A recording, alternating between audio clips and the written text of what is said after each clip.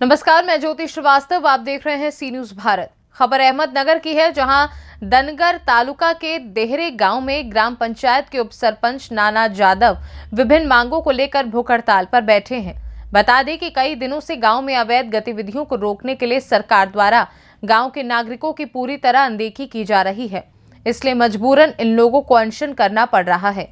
In लोगों को क्या कहना है और क्या मांगे हैं, सुनिए इन्हीं की जुबानी। मी दीपक नाना जाधव, देहरे ग्रामपंचायत उपसरपंच। देहरे गावातील ग्रामस्थांच्या आणि शेतकऱ्यांच्या ज्या वेगवेगळ्या मागण्या आहेत त्या संदर्भात मी आजपासून आमरण उपोषण करत आहे।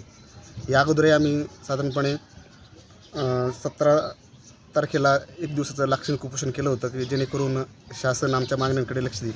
पण त्यानंतरही शासनाने कुठल्याही प्रकारची कसल्या संदर्भात याच ज्या मागण्या आहेत, कोणत्या मागण्या आहेत, ज्या जवळपास देहरेतील जो 1995 साली जो रेल्वे ब्रिज ओव्हरब्रिज झाला त्या संदर्भात ज्या शेतकऱ्यांच्या जमिनीत त्याचं भूसंपादन झालं होतं। आज जवळजवळ 25-30 वर्ष झाली तरी त्या शेतकऱ्यांना अजून त्याचा मोबदला मिळाला नाही। त्याचबरोबर आज जिथे जिथं उड्डाणपूल झालेत, ओव्हरब्रिज झालेत, त्या ठिकाणी गावाच्या सोयीसाठी सर्व्हिस रोड करून दिली। त्या काळात जो उड्डाणपूल झाला आमच्या गावात, त्यासाठी गावासाठी कुठल्याही प्रकारचा सर्व्हिस रोड झाला नाही। जवळजवळ आज आमचं देहरे गाव 25-30 वर्षापासून त्या रोडच्या अडचणीचा सामना करत आहे। त्यानंतर आज जो अंडरग्राऊंड जो भुयारी मार्ग आहे, रेल्वेने 2000 सालापूर्वीच 2000 मध्ये तो पूर्ण केला आहे। केंद्राचं मोठं अवघड काम होतं ते त्यांनी त्या काळात पूर्ण केलं, परंतु जवळजवळ मागच्या वेळेस जो सुप्रीमने जे काम घेतलं होतं त्यावेळेस त्यांनी आम्हाला शब्द दिला होता की तुमचा भुयारी मार्ग करून देऊ, परंतु त्या कंपनी आमची फसवणूक केली पहा। आणि आजही जो भुयारी मार्गाच्या आम्ही प्रतीक्षेत आहेत, आम्हाला ज्यावेळेस त्या मनीषा कंस्ट्रक्शननी युनिव्हर्सिटी मागितला होता त्यावेळेस शब्द दिला होता की देहरे हद्दीत काम करताना अगोदर तुमचं भुयारी मार्गाचं काम आम्ही करून देऊ, परंतु देहरे हद्दीत काम सुरू झाले तरी पण आज देखील तो भुयारी मार्ग सुरू झाला नाही। आज ग्रामस्थांना आम्हाला भीती अशी आहे की जे याच्या अगोदरच्या कंपनीने आम्हाला फसवलं तेच ही कंपनी आम्हाला का फसवणार नाही पहा। म्हणून आज दुसरी गोष्ट असं झाली की रेल्वेचं दुहेरी मार्गाचं काम सुरू झाले आणि त्यामुळे जे लहान विद्यार्थी आहेत, वृद्ध लोक आहेत, येण्या जाण्याचा रेल्वे क्रॉस करताना काही म्हणजे याच्या अगोदर बरेच बळी गेलेत, मग अजून आमचे किती बळी घेणार आहात। त्या दृष्टिकोन आमचे हे जे मागण्या आहेत त्या मागण्या जोपर्यंत मान्य होत नाही तोपर्यंत आम्ही हे उपोषण सोडणार नाही। आज या ठिकाणी देहरे ग्रामपंचायतचे उपसरपंच दीपक जाधव सर हे देहरे ग्रामपंचायत कार्यालयापुढे उपोषणास बसलेले आहेत। त्यांच्या उपोषणास पाठिंबा म्हणून या ठिकाणी देहरे गावचे सरपंच सन्माननीय भानुदासजी भगत, तंटामुक्तीचे उपाध्यक्ष माननीय रमेश पाटील काळे, माजी चेअरमन देहरे विविध कार्यकारी संस्थेचे श्री उत्तम काळे, सर्वच ग्रामस्थ या ठिकाणी ह्या उपोषणाला पाठिंबा देण्यासाठी या ठिकाणी उपस्थित राहिलेले आहेत। ह्या उड्डाणपूल, रस्ता, भुयारी मार्ग यासाठी इथून पाठीमागं देखील वेळोवेळी आंदोलनं झाली, परंतु त्याच्यातून मार्ग निघलेला नाही आहे। मला चांगलं आठवतं आहे 2002-3 साली ज्या वेळेस हा उड्डाणपूल झाला, त्या उड्डाणपुलाच्या उद्घाटनाच्या दिवशी दूरदर्शननी माझी मुलाखत घेतली होती। त्या दूरदर्शनच्या मुलाखतीत मला विचारलं होतं ह्या उड्डाणपुलाबद्दल तुमचं काय मत आहे। त्यावेळेसच मी सांगितलं होतं हा उड्डाणपूल इंद्राचं ऐरावत आहे आणि आमचं गाव जे आहे ते रामभट्टाची तट्टाणी आहे। आजही तीच परिस्थिती झाली।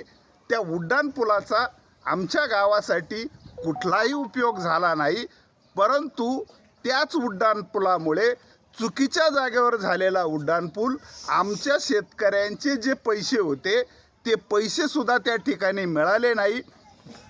त्याचप्रमाणे गावात येणारा जो सर्व्हिस रोड होता तर तो गावात येणारा सर्व्हिस रोड उड्डाणपुलाच्या अधिग्रहित जमीन जी आहे त्या मालकांना पैसे न मिळाल्यामुळे सदर जमीन मालक त्या ठिकाणी कुठल्याही प्रकारची दुरुस्ती करून देत नाही।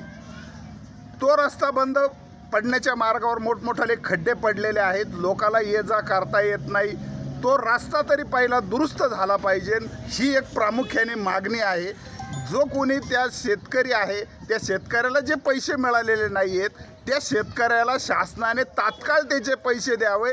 ते पैसे दिल्यानंतर आपण केंद्र सरकार, राज्य सरकार किंवा ग्रामपंचायत यांच्यामार्फत तो रस्ता कसा तरी पूर्ण केला जाईल. हा तर रस्त्याचा प्रश्न आहेच आहे, परंतु त्याचबरोबर ह्या रस्त्याचं काम जोपर्यंत होत नाही तोपर्यंत दुसरा एक मार्ग होता का भुयारी मार्ग. तर गेल्या 25 वर्षापासून ह्या भुयारी मार्गाचं कामसुद्धा झालेलं नाही. गावात बँक, शाळा, माध्यमिक विद्यालय, उच्च माध्यमिक विद्यालय, प्राथमिक शाळा सर्व संस्था ज्या आहेत त्या गावामध्ये आहेत. रोड क्रॉस करून या ठिकाणी गावामध्ये यावं लागतं. देरे, विळद, नांदगाव, शिंगवे या चारही गावातील लोकांसाठी या ठिकाणी EDCC बँक आहे, सेंट्रल बँक आहे. तर या बँकेमध्ये येण्यासाठी देखील ह्या चारही गावाच्या लोकांना एक तर तो रेल्वेचं लाईन जी आहे ती क्रॉस करून मधून यावं लागतं. जर ती क्रॉस नाही केली तर हा जो अधिग्रहित जमीन जी उड्डाणपुलाने केली होती परंतु तो चुकीच्या ठिकाणी झाल्यामुळं त्या शेतकऱ्यांना जे पैसे मिळायचे होते ते पैसे न मिळाल्यामुळं तो रस्ता देखील होत नाही. अशा दुहेरी तिहेरी संकटात हे एवढं मोठं 15-16 हजार लोकसंख्येचं गाव हे सापडलेलं आहे. दुर्दैवाने या ठिकाणी सांगायला देखील वाईट वाटतं का आजपर्यंत जवळजवळ हे रेल्वे क्रॉसिंग करताना 20 ते 22 जणांचा बळी गेलेला आहे. एवढं असताना देखील, एवढं जागरूक गाव असताना देखील या ठिकाणी हा प्रश्न मार्गी लागत नाही. ह्या प्रश्न मार्गी लागावा यासाठी नाईलाजास्तव म्हणून या ठिकाणी देरे ग्रामपंचायतचे उपसरपंच दीपक जाधव हे उपोषणाला बसलेले आहेत.